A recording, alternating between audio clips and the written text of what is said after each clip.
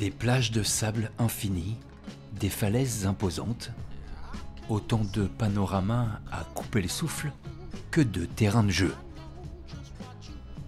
Au sud-ouest de l'Europe, le Portugal et ses 840 km de côte sont reconnus pour leur beauté, leur diversité et un littoral constellé par des dizaines de phares, un patrimoine maritime unique.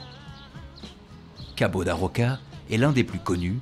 Chaque année, il attire des milliers de voyageurs intrigués par sa beauté et sa situation géographique à l'extrême ouest du continent. Some guys told us, "Oh, you should come to visit the end of the West War." Des gens nous ont dit, vous devriez aller visiter l'endroit qui marque la fin du monde, la fin de l'Europe. Alors on s'est dit pourquoi pas, et je ne m'attendais pas à autant de lieux si relaxants. C'est un endroit incroyable, ce soleil d'abord qui s'étale sur la mer, cette lumière lumineuse et ces montagnes. Au coucher du soleil, une lumière particulière, l'occasion pour cette touriste allemande, grande voyageuse, de parfaire sa collection de photographies. Je cherche toujours le moyen de raconter une histoire. Ce n'est pas juste prendre une photo. Ça peut être lié à la lumière ou à un moment spécial. Un peu plus tôt, au coucher du soleil, des oiseaux volaient. Je les ai mis dans le cadre. Donc ce n'est pas juste le coucher du soleil, mais ce qui le rend unique. La nuit tombe et redonne à ce phare multicentenaire son rôle de vigie. Le lendemain, c'est l'un des sites les plus emblématiques du Portugal, classé à l'UNESCO, qui attire d'autres photographes, la tour de Belém. Elle marque l'entrée du Tage, le fleuve qui mène à Lisbonne. Construite au XVIe siècle, elle abritait jadis un phare, une architecture typique de Manuel Ier, roi emblématique de la période des grandes découvertes. À la fin du XVe, le royaume catholique est animé par une volonté audacieuse, ouvrir la route maritime des Indes, synonyme notamment d'épices très convoitées. Les navires et les connaissances se perfectionnent. En 1498, en contournant l'Afrique, Vasco da Gama atteint son but. Le Portugal régnera sur les océans pendant près d'un siècle de richesse. Ils aimaient utiliser l'argent, peut-être pas à bon escient, mais en tout cas ils aimaient l'utiliser pour en mettre plein la vue.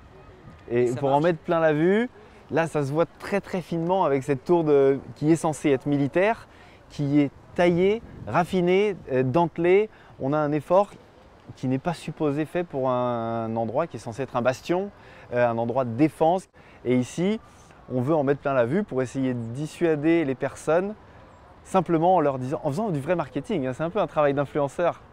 On leur dit, tenez, rentrez, mais regardez ce qu'on fait à notre tour militaire. Imaginez à quelle puissance nos canons vont vous accueillir. Une puissance à l'origine d'un empire colonial étendu, du Brésil à Macao, de l'Angola à Goa. Une vitrine aussi mise en valeur quelques siècles plus tard sous la dictature de Salazar. En 1940, en pleine crise économique, le pays organise une grande exposition du monde portugais pour resserrer les liens des colonies, comme un trompe-l'œil avant la décolonisation. Belém s'agrandit, s'embellit. Un quartier va sortir de terre, le quartier de Restelo. Ce magnifique monument qui symbolise une grande caravelle avec un équipage de premier ordre, avec en tête de file Henri le Navigateur, qui était un des personnages les plus importants des grandes découvertes. Il va être suivi de prêcheurs, il va être suivi de grands explorateurs, d'aventuriers, de fous qui étaient chefs de grandes expéditions. Il va avoir aussi le magnifique Camões qui est un écrivain. On va avoir aussi ce phare très symbolique qui va permettre de marquer l'entrée sur la ville de Lisbonne, puisque Belém est le premier quartier de la ville de Lisbonne, avant du coup toute la partie ancienne, qui était la partie premièrement peuplée par les Phéniciens il y a 3000 ans.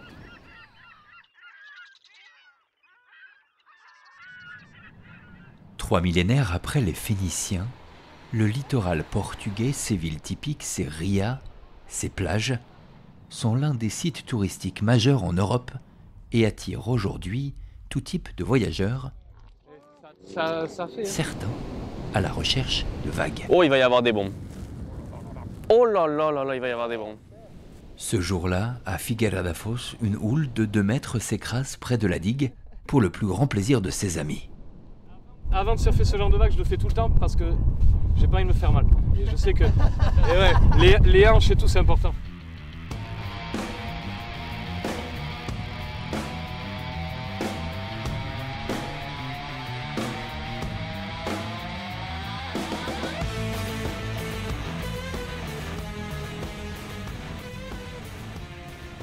Le Portugal est mondialement reconnu pour ses conditions idéales pour le surf, mais aussi le bodyboard, qui se pratique allongé, souvent sur des vagues triangulaires plus courtes, puissantes, parfaites pour les manœuvres aériennes.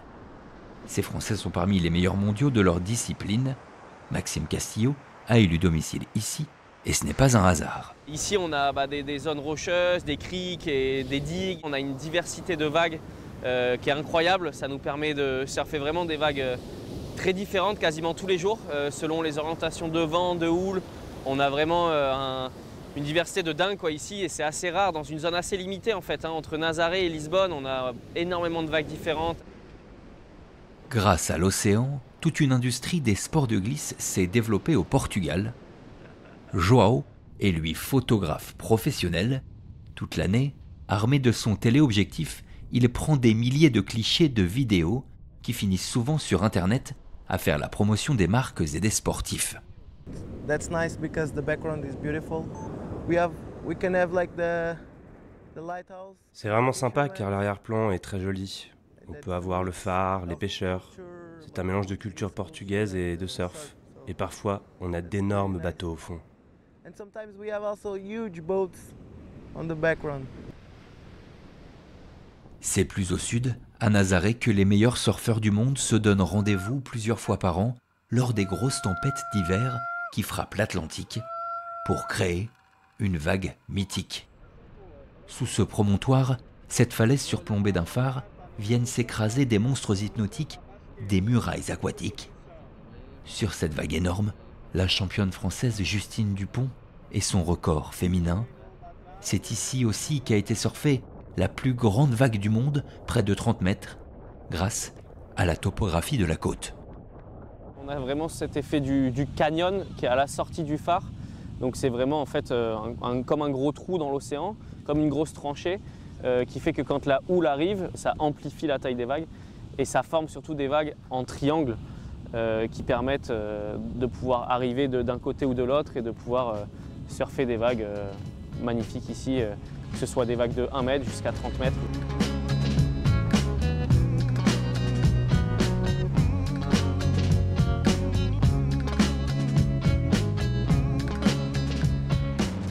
Mais en attendant les furies de l'hiver, ce petit village de pêcheurs devenu mec du surf s'endort chaque soir face à l'océan, l'Atlantique, qui offre une fois de plus à son phare un spectacle unique.